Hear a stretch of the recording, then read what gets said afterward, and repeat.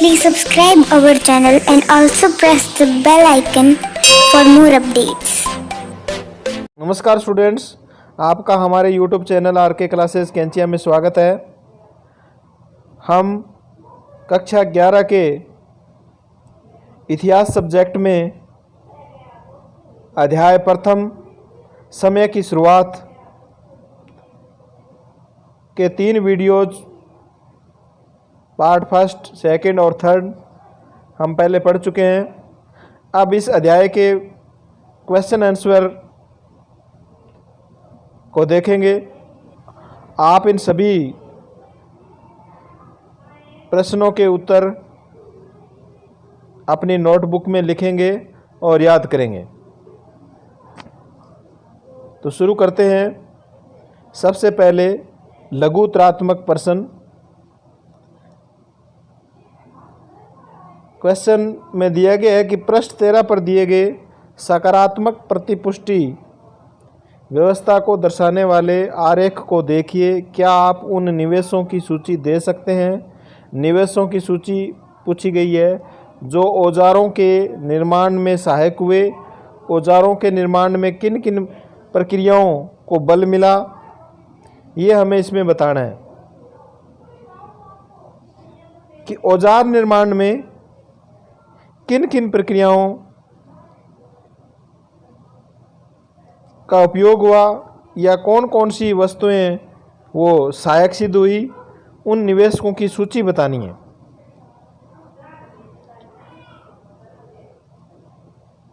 इसका आंसर देखो, औजारों के निर्माण में सहायक निवेश।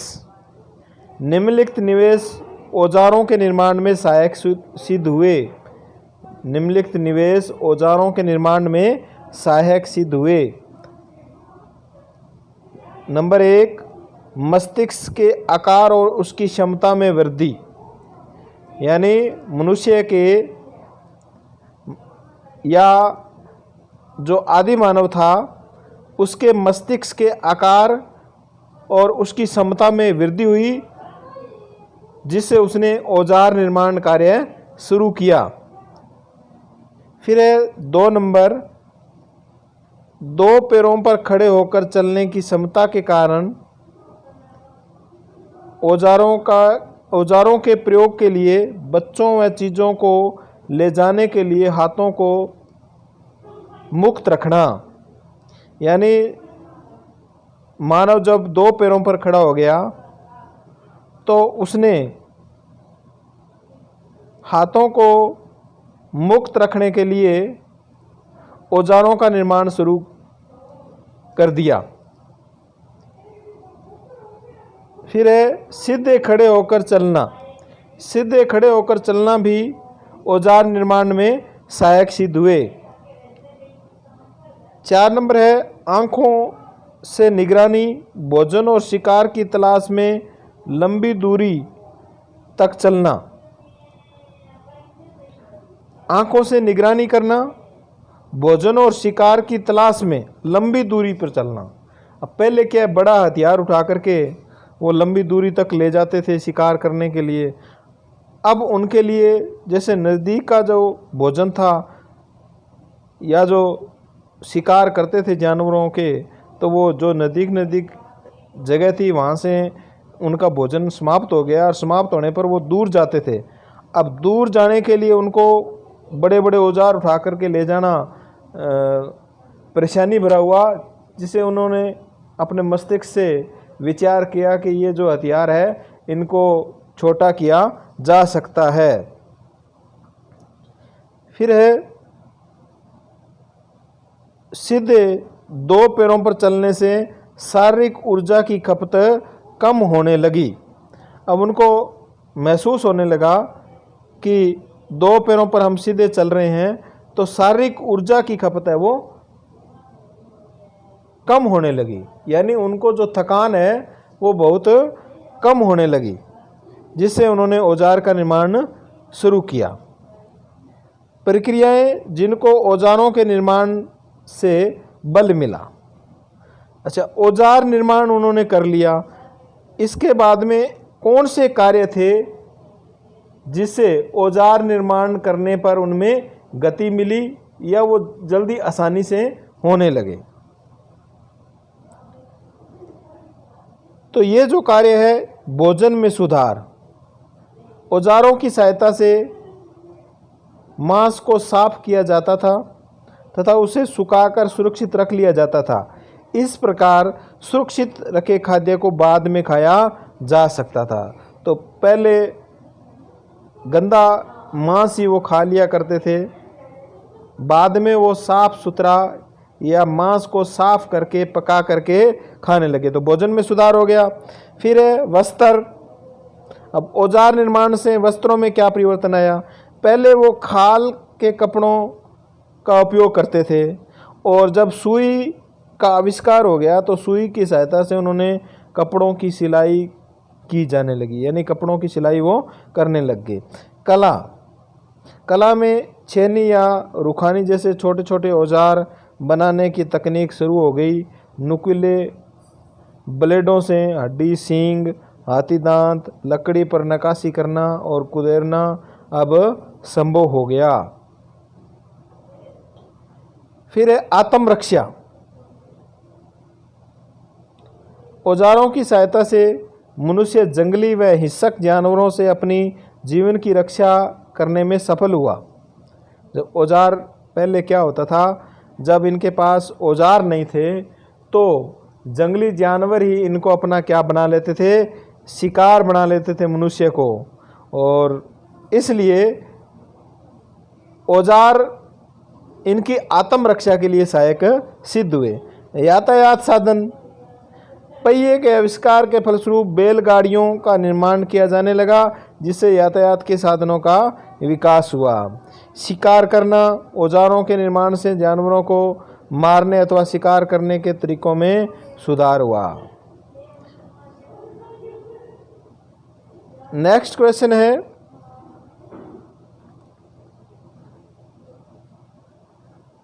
मानव और लंगूर तथा वानरों जैसे स्तनपायियों के व्यवहार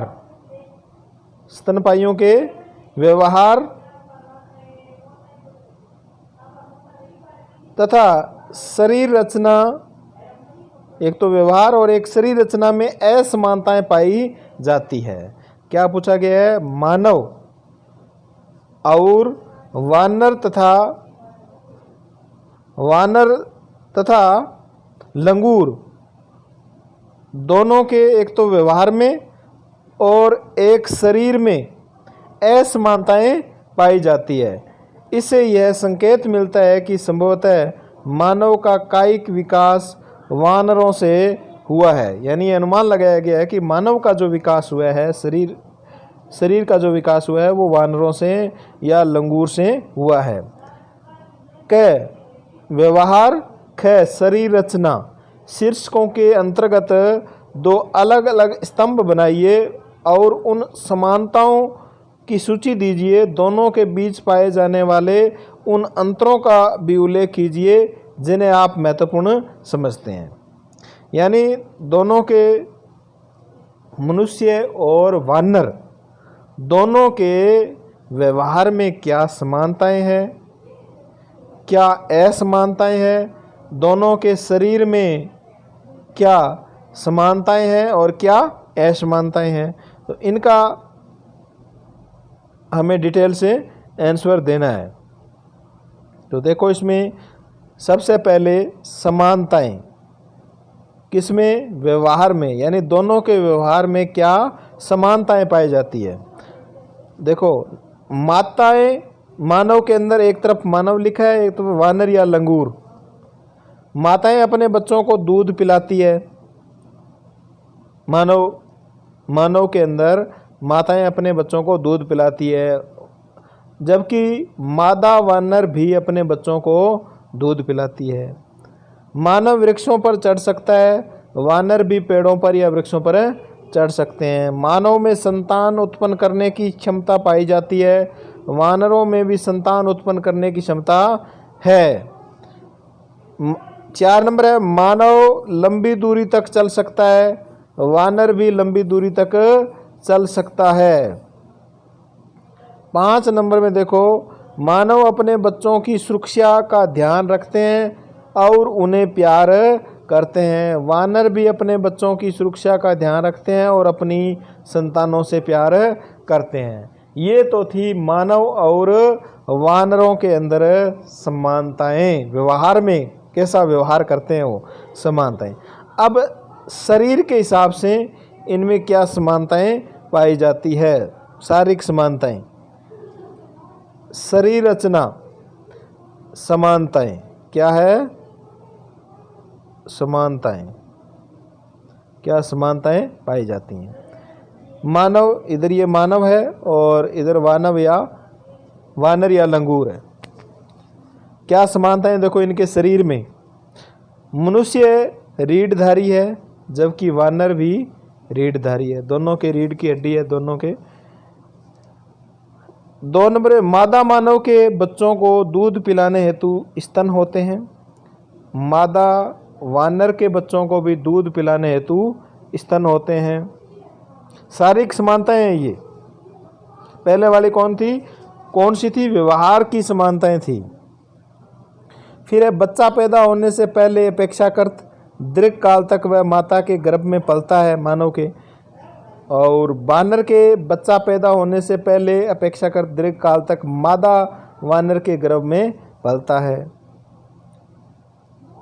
मानव के शरीर पर बाल होते हैं, लंगूर या वानर के शरीर पर भी बाल होते हैं। तो ये थी व्यवहारिक और शारीरिक समानताएं। अब हम देखेंगे मनुष्य और वानर के अंदर कौन कौन सी असमानताएं पाई जाती है। असमानताएं, तो पहले व्यवहार के अंदर क्या असमानताएं हैं? व्यवहार के अंदर क्या असमानताएं हैं? देखो, मानव में और वानर या लंगूर में असमानताएं, क्या असमानताएं हैं? यानी अंतर पूछा है। मानव 2 पैरों के बल चलता है, वानर 4 पैरों के बल चलता है। इधर 2 पैर है और इधर 4 पैर है, ये अंतर है। मानव खेती और पशुपालन का कार्य करते हैं, वानर खेती और पशुपालन का कार्य नहीं करते हैं। मानव में औजार बनाने की विशेषताएं होती है और उसके हाथों की रचना विशेष प्रकार की होती है। मनुष्य में जो औजार बनाने की जो विशेषताएं होती है वे वानरों में नहीं पाई जाती। मानव सीधे खड़े होकर चल सकता है, वानर सीधे खड़े होकर नहीं चल सकता। ये थी इनकी व्यवहार में असमानताएं। किसमें? मानव और वानर में। फिर है शरीर से संबंधित असमानताएं। शरीर में असमानताएं, असमानताएं।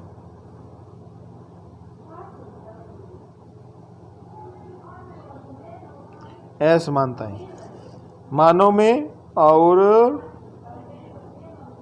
में और वानर तथा लंगूर में क्या असमानताएं पाई जाती है? मानव का शरीर वानरों से बड़ा होता है, मानव का शरीर है वो वानर से बड़ा होता है। वानरों का शरीर अपेक्षाकृत छोटा होता है। मानव की पूंछ नहीं होती, वानरों की पूंछ होती है, वानरों की पूंछ होती है। मानव के हाथ की पकड़ सशक्त होती है जबकि वानर के हाथ की पकड़ अपेक्षाकृत कमज़ोर होती है। मानव का मस्तिष्क बड़ा होता है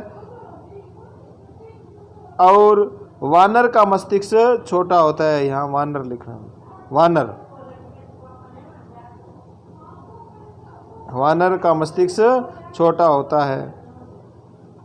क्वेश्चन नंबर 3, मानव के उद्भव के क्षेत्रीय निरंतरता मॉडल के पक्ष में दिए गए तर्कों पर चर्चा कीजिए। क्या आपके विचार से यह मॉडल पुरातात्विक साक्ष्य की युक्त स्पष्टीकरण देता है? यानी मानव का जो उद्भव है वो क्षेत्रीय निरंतरता का मॉडल क्या है, इसके बारे में क्या वो सही है? यानी अलग अलग जगह पर मनुष्य रह करके और वो मानव ही रहा, लेकिन उनमें फिर भी क्षेत्रीय विभिन्नताएं पाई जाती है। इसका आंसर है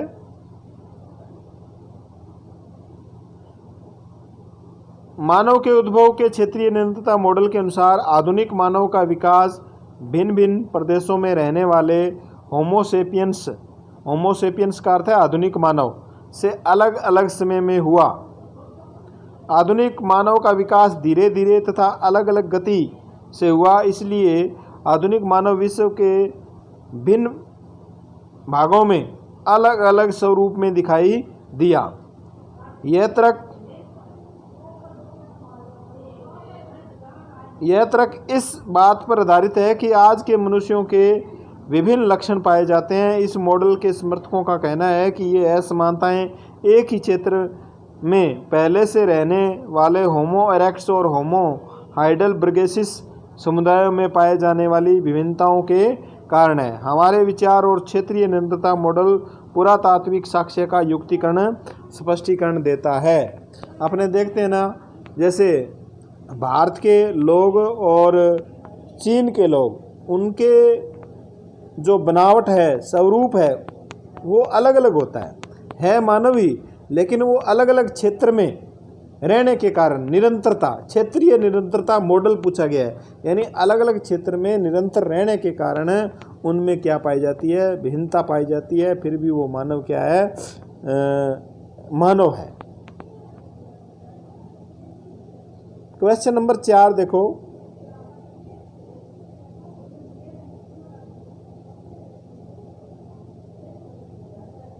इनमें से कौन सी क्रिया के साक्ष्य व प्रमाण पुरातात्विक अभिलेख में सर्वाधिक मिलते हैं? संग्रहण, औजार बनाना, आग का प्रयोग। ये जो इसमें पूछा गया है कि पुरातात्विक अभिलेख में यानी खुदाई के अंदर हमें किसके साक्ष्य सबसे ज़्यादा मिले हैं? संग्रहण के मिले हैं या औजार बनाने के या आग के प्रयोग के, ये बताना है। तो सबसे पहले औजार बनाना। पुरातात्विक अभिलेख में संग्रहण, औजार बनाने और आग का प्रयोग क्रियाओं में औजार बनाने की क्रिया के साक्ष्य प्रमाण सर्वाधिक मिले हैं। ठीक है, संग्रहण के भी प्रमाण मिले हैं, आग के भी प्रमाण मिले हैं, लेकिन औजार बनाने के प्रमाण सर्वाधिक मिले हैं। तो सर्वाधिक कुछ है, तो सर्वाधिक किसके? औजार बनाने के। जैसे आदि मानव द्वारा पत्थर के औजार बनाने और उनका प्रयोग करने का सबसे प्राचीन साक्ष्य इथोपिया और केनिया के पुरास्थलों से मिला है। ये औजार संभवतः ऑस्ट्रेलोपिथिकस ने बनाए थे। ओल्डुवई नामक स्थान से प्राप्त आरंभिक औजार में एक गंडासा प्राप्त हुआ है, जिसके सल्कों को निकालकर धारदार बना दिया गया है। इसके अतिरिक्त दूसरा औजार है, वो एक हस्त कुठार है। हस्त कुठार का मतलब कुल्हाड़ी, हैंडेक्स। लगभग 35,000 वर्ष पहले फेंक कर मारने वालों, भालों तथा तीर कमान जैसे नए प्रकार के औजार बनाए जाने लगे। सीलने के लिए सुई का आविष्कार भी हुआ। सिले हुए कपड़ों का पहला साक्ष्य 21,000 वर्ष पूर्व हमें मिलता है। इसके बाद छेनी, रुखानी जैसे छोटे छोटे औजार बनाए जाने लगे। इन नुकीले ब्लेडों से हड्डी, सींग, हाथी दांत, लकड़ी नक्काशी करना संभव हो गया। तो ये अलग अलग प्रकार से हमें सबसे ज़्यादा है वो औजार ही मिले हैं। यही पूछा गया है इस क्वेश्चन में, इसका आपको आंसर देना है। क्वेश्चन नंबर 5 देखो, भाषा के प्रयोग से यानी भाषा का प्रयोग करने से शिकार करने में और आश्रय बनाने में कितनी मदद मिली? जब मनुष्य बोलने लग गया, एक दूसरे के विचार संप्रेषण होने लग गए, उसके बाद शिकार करने में और आश्रय बनाने में यानी घर बनाने में उनको क्या मदद मिली, इस पर चर्चा कीजिए। इन क्रियाकलापों के लिए विचार संप्रेषण के अन्य किन तरीकों का इस्तेमाल किया जा सकता था? यानी बात करने के लिए भाषा के अलावा अन्य किन क्रियाकलापों का प्रयोग किया जा सकता था? इसका आंसर है भाषा के प्रयोग से सबसे पहले भाषा के प्रयोग से शिकार करने से मदद मिलना, यानी भाषा का प्रयोग करने से क्या शिकार करने में क्या मदद मिली। जीवित प्राणियों में अभिव्यक्त कर सकता है। जीवित प्राणियों में मनुष्य ही एक ऐसा प्राणी है जो भाषा के माध्यम से अपने विचारों को अभिव्यक्त कर सकता है। भाषा और कला दोनों ही संप्रेषण अर्थात विचार अभिव्यक्ति के माध्यम है। भाषा के प्रयोग से शिकार करने में काफ़ी मदद मिली होगी, जिसका वर्णन निम्नलिखित है। यानी भाषा का प्रयोग करने पर उस समय मानव को क्या मदद मिली होगी। तो नंबर 1 है, लोग शिकार की योजना बना सकते थे। जब बोलने लग गए तो एक दूसरे से शिकार करने की वो योजना बना सकते थे। भी हम अकेले जाते हैं तो हमें जानवर शिकार बना लेते हैं, हमें इकट्ठे होकर के मिल कर के शिकार करना चाहिए। तो वो चारों ओर से उस जानवर को या शिकार को घेर लेते थे और उसको शिकार कर लेते थे। तो भाषा का प्रयोग होने पर लोग शिकार की योजना बना सकते थे। फिर है, फ्रांस में स्थित लेस्कॉक्स व सोवे की गुफाओं में और स्पेन की आल्टामीरा की गुफा में जानवरों की सैकड़ों चित्रकारियाँ प्राप्त हुई है। विद्वानों के अनुसार जीवन में शिकार का महत्व होने के कारण जानवरों की चित्रकारियाँ धार्मिक रस्मों, जादू टोनों से जुड़ी थी। जानवरों का चित्रण इसलिए किया जाता था कि ऐसी रस्म का पालन करने से शिकार करने में सफलता मिले। लोग शिकार के तरीकों तथा तकनीकों पर एक दूसरे से चर्चा कर सकते थे।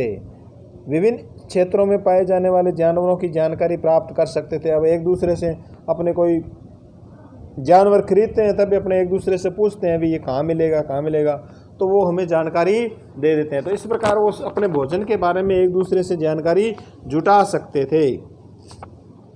वे जंगली जानवरों से अपनी सुरक्षा के उपायों के बारे में विचार विमर्श कर सकते थे। भाषा का प्रयोग होने के बाद जंगली जानवरों का शिकार करते समय प्रस्तुत होने वाले खतरों के बारे में चर्चा कर सकते थे।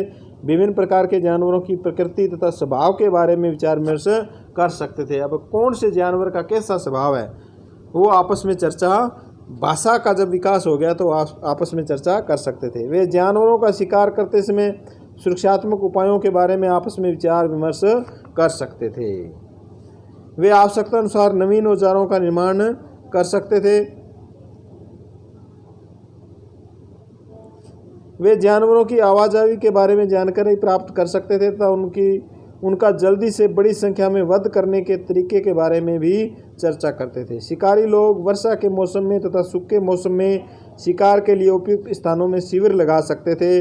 वे मारे गए पशुओं के मांस, खाल, हड्डियाँ आदि के उपयोग पर चर्चा कर सकते थे। यानी सारे एक समूह में बैठ करके मिल करके वो अपने भोजन के बारे में, शिकार के बारे में और जानवरों से अपने खुद को खतरे के बारे में चर्चा कर सकते थे और उनसे बच सकते थे। फिर भाषा के प्रयोग से, यानी मनुष्य ने जब भाषा सीख ली तो उसे आश्रय बनाने या अपने मकान बनाने या उनको क्या मदद मिलती है। भाषा के प्रयोग में आश्रय बनाने में निम्नलिखित मदद प्राप्त की जा सकती है। लोग जंगली जानवरों तथा मौसम की प्रतिकूलता से अपनी सुरक्षा के लिए उपयुक्त आश्रय स्थलों के निर्माण के बारे में आपस में चर्चा कर सकते थे। यानी मौसम जंगली जानवरों से बचने के लिए और मौसम अगर प्रतिकूल है तो उससे बचने के लिए वो आपस में चर्चा कर सकते थे। किससे? भाषा का प्रयोग होने से।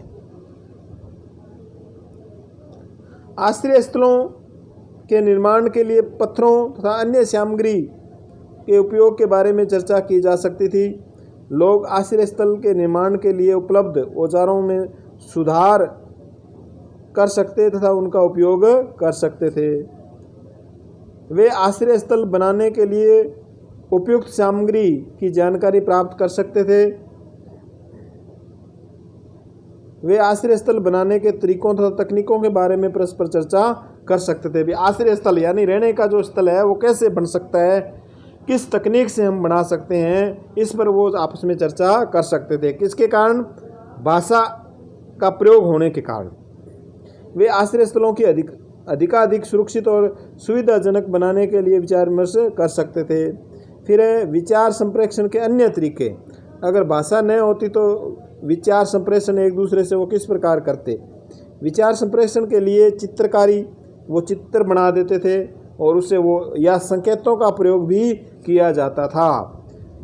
अगर भाषा नहीं होती तो उससे पहले क्या करते थे? संप्रेषण अपने हाव भाव के लिए चित्रकारी करते थे और संकेत का प्रयोग करते थे। फ्रांस में लेस कॉक्स और शोवे की गुफाओं में और स्पेन में अल्टामिरा की गुफाओं में जानवरों की अनेक चित्रकारियाँ पाई गई है। इनमें जंगली बैलों, घोड़ों, हिरणों, गैंडों, शेरों, भालुओं और उल्लुओं के चित्र सम्मिलित है। इन चित्रों के माध्यम से वे अपने साथियों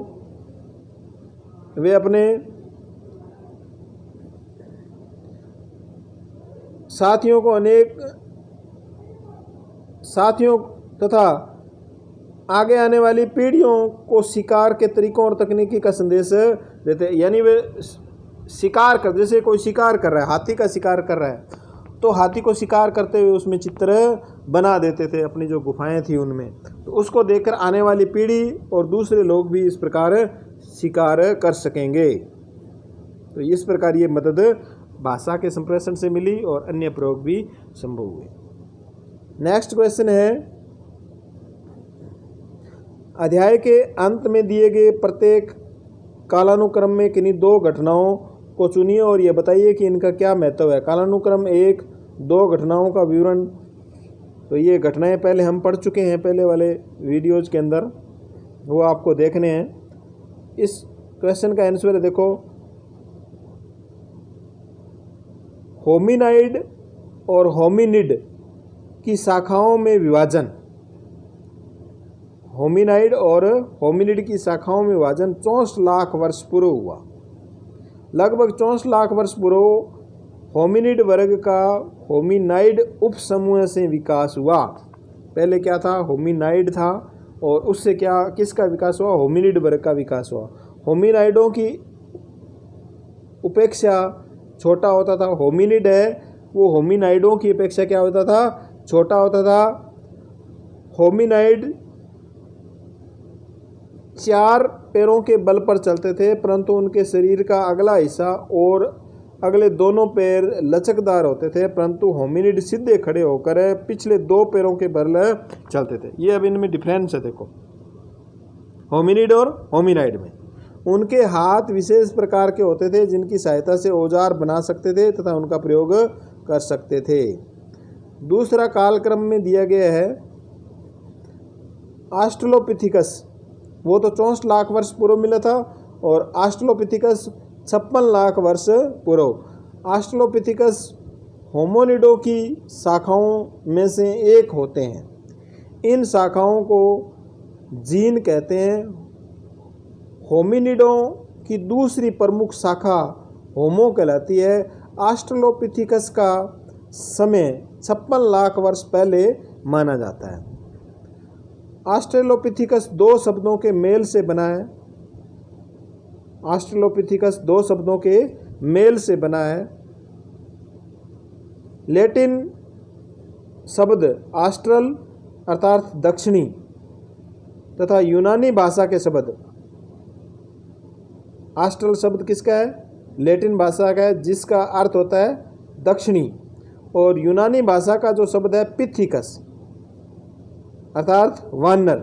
यह नाम इसलिए दिया गया कि मानव के प्राचीन रूप में उसकी वानर अवस्था के अनेक लक्षण पाए जाते थे। होमो की तुलना में उनके मस्तिष्क का आकार छोटा था।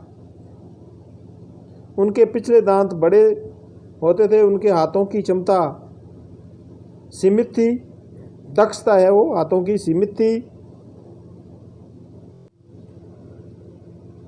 उनमें सीधे खड़े होकर चलने की क्षमता अधिक नहीं थी क्योंकि वे अभी भी अपना अधिकतर समय पेड़ों पर बिताते थे, इसलिए उनमें पेड़ों पर जीवन व्यतीत करने के लिए आवश्यक अनेक विशेषताएं आज भी विद्यमान थी, जैसे आगे के अंगों का लंबा होना, हाथ पैरों की हड्डियां मुड़ना आदि। फिर है कालक्रम सेकंड के अनुसार दो घटनाओं का विवरण।